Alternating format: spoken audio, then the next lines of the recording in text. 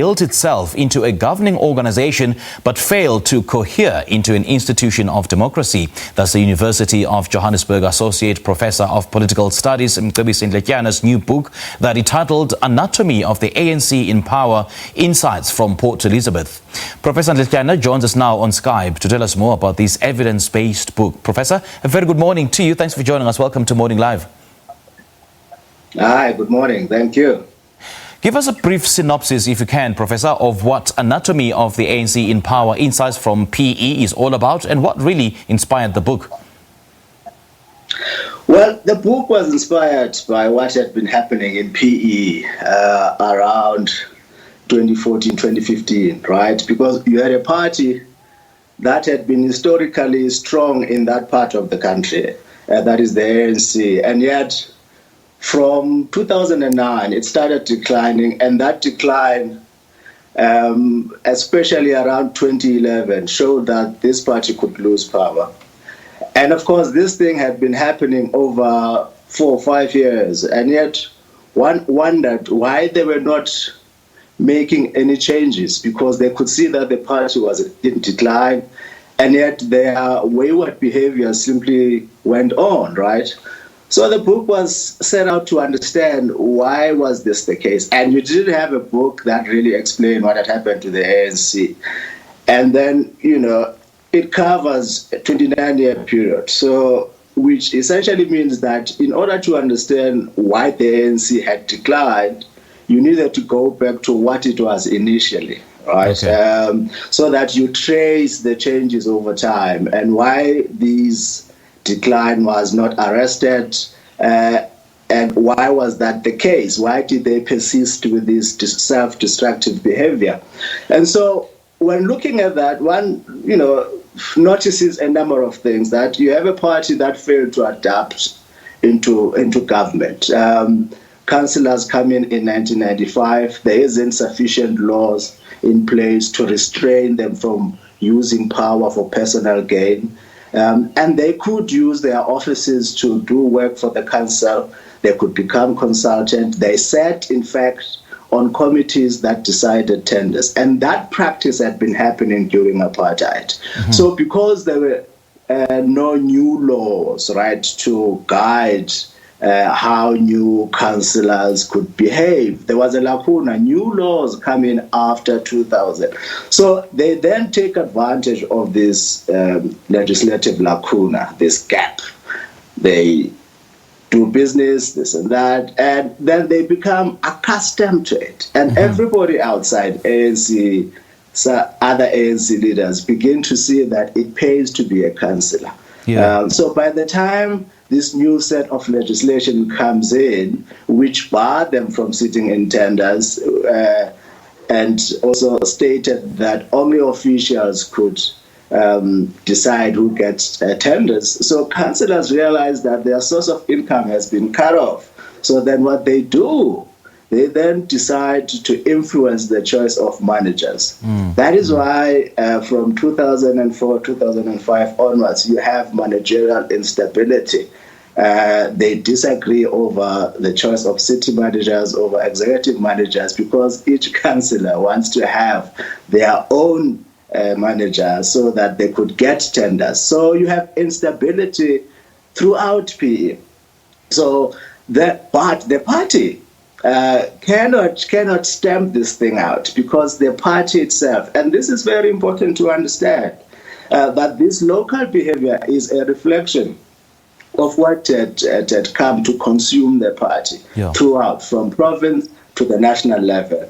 So you failed to entrench new legislation because you allowed wayward behavior to establish itself, for people to develop vested interest in the absence of laws. Okay. So when you introduce these laws later on, they can't really work. No, Professor, the book traces 4 stages that characterize the party's post-1990 life in Port Elizabeth.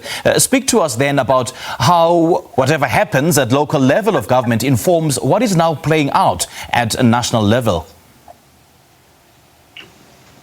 Well, when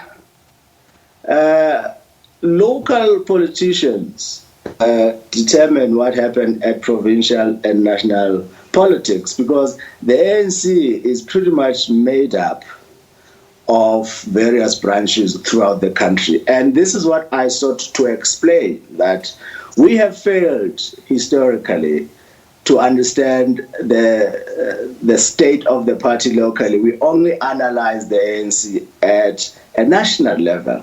So the reason today, and people are kind of waking up to this thing, we are complaining about the state of municipalities, and yet we have neglected municipalities for years, right? Because of our preoccupation with national issues.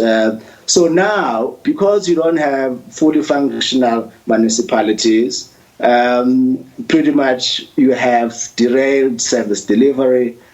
So in order to change ANC politics, what happens in government, because what happens in the ANC transports itself into municipalities, because these are all institutions. So a wayward behavior that starts within the party is likely to make it into municipalities, because these are the same people. And right? When exactly did the decline in Port Elizabeth begin, Professor? I do beg your pardon for interrupting. I mean, according to you, and how would you describe the ANC's reaction to it?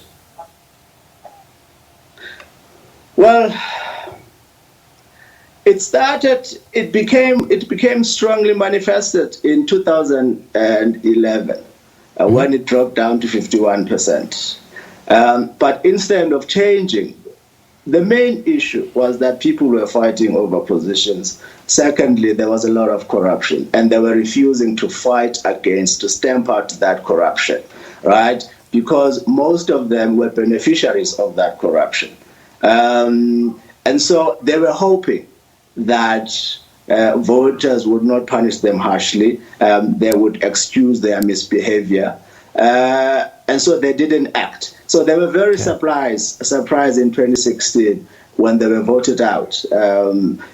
So and this was the issue of, which is a little bit surprising in a way, because in literature it is said that the threat of losing power oftentimes make parties change.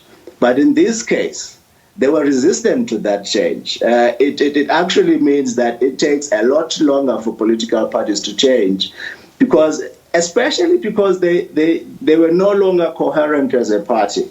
They no longer really cared for the party. They were they had broken up into factions. Pursuing their own interests. So the interest of the party. Just a quick one, Professor. We are out of time, really, unfortunately. You are quoted as saying we need to structure our own communities and look inwardly on the things that are happening around our societies. Just briefly, Professor, how do you suggest we do this? Well, the point is that intellectualism is a biographical statement. We are interested in things that have a bearing on us. And so my point is, we need to study our own communities. We understand them even better. For a very long time, we had allowed outsiders to interpret and study how we live.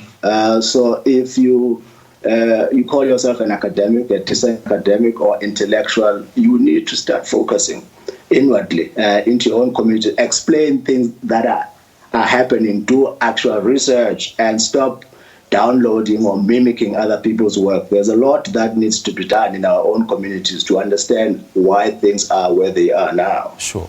All right, Professor, great chatting to you. Thank you so much for joining us this morning. Thank you. All right, that was Professor Mcebisi Ndletyana, and he's the Associate Professor of Political Studies at the University of Johannesburg, speaking to us about his book, Anatomy of the ANC in Power, Insights from Port Elizabeth.